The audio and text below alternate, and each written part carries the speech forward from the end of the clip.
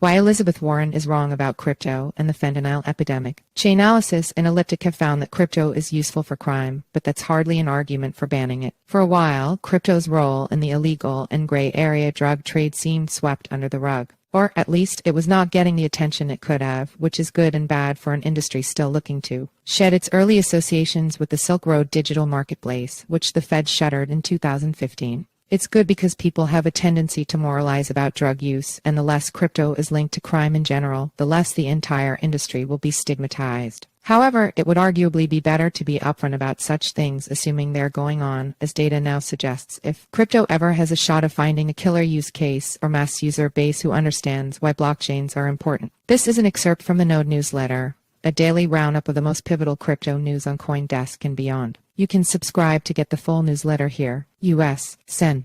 Elizabeth Warren DMAS is calling for a greater crypto crackdown following new research from blockchain analytic firms Chainalysis and Elliptic that found Bitcoin and Tether us to become cornerstone to the global fentanyl trade. These are the same research companies that put out annual reports showing a fraction of crypto transactions can be tied to illicit use. See also, designer drug markets get boosts from crypto. Crypto is helping fund the fentanyl trade, and we have the power to shut that down, Warren said. It's time. The senator is a longtime critic of crypto, who recently made an incomprehensible anti-crypto army campaign part of her re-election bid. Does the senator have a point? I already know what the crypto faithful will say. Chainalysis estimates less than 1% of total crypto transactions are related to crime, so it doesn't matter if Chainalysis is now saying there's evidence that at least $37.8 million worth of crypto was sent to drug manufacturers in China since 2018. Hold that thought, we'll get back to it. First, let's try to place crypto's alleged use for drug sales in the context of the global drug trade.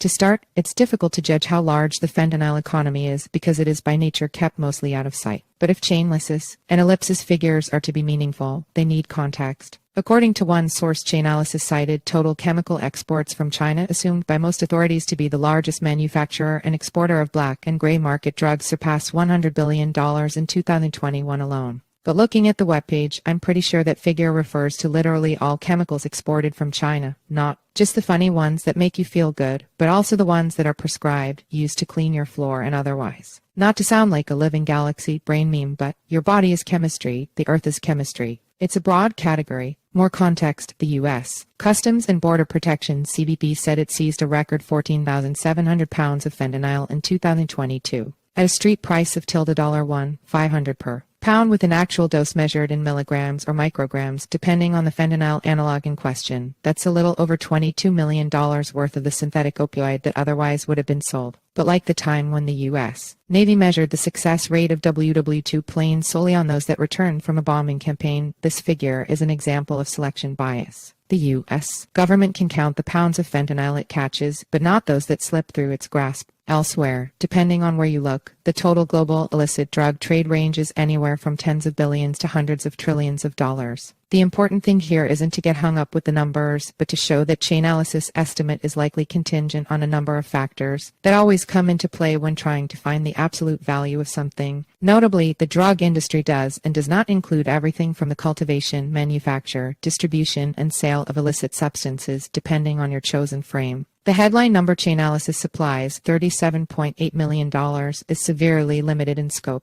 It's based on a predictive map using 4 identified shops that sell fentanyl precursors in China. Precursors are not the drugs themselves, but seem like a fair proxy. In other words, it says almost nothing about the scope of crypto's use in the global drug trade. It barely says anything about crypto's use in the fentanyl industry in just one country. I've argued in the past that Chainalysis' often cited figure that less than 1% of crypto transactions are connected to crime is likely incomplete. It's based on a sampling of addresses the analytics firm can actually identify, or a probabilistic mapping of addresses that leaves room for unidentified alphanumeric public keys to be kept out of the count. This, I think, explains why Chainalysis often retroactively increases its reported statistics, because it is literally mapping more crypto addresses, giving a better sense of how much illicit activity is happening. See also, DeFi rug pull scams pulled in $2.8 billion in 2021. As far as I can see, the company does not talk openly about what percentage of crypto addresses it can link to known entities. I've asked, too, without detailed response.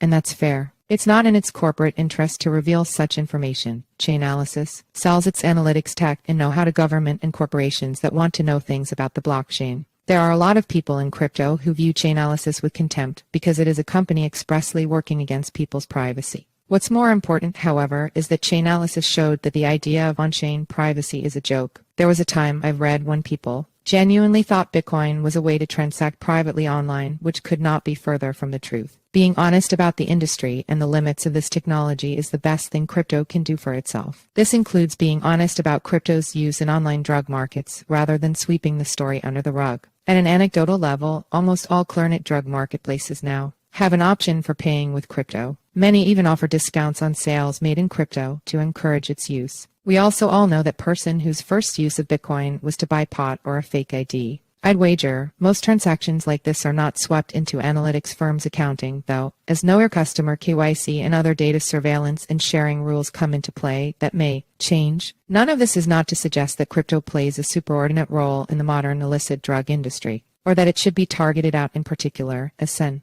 Warren suggests. If it wasn't crypto being used, it'd be a different payment technology. Similar to how some have incorrectly argued that crypto is unlocking a wave of ransomware attacks, the rise in online drugs markets, online crime, and crypto are all data points in a larger story, greater and greater internet use. See also, the hard truth about being in a non-opinion. Remember, transactions on-chain are permanent, which is why even though crypto is used for crime, you probably shouldn't use it to do anything bad.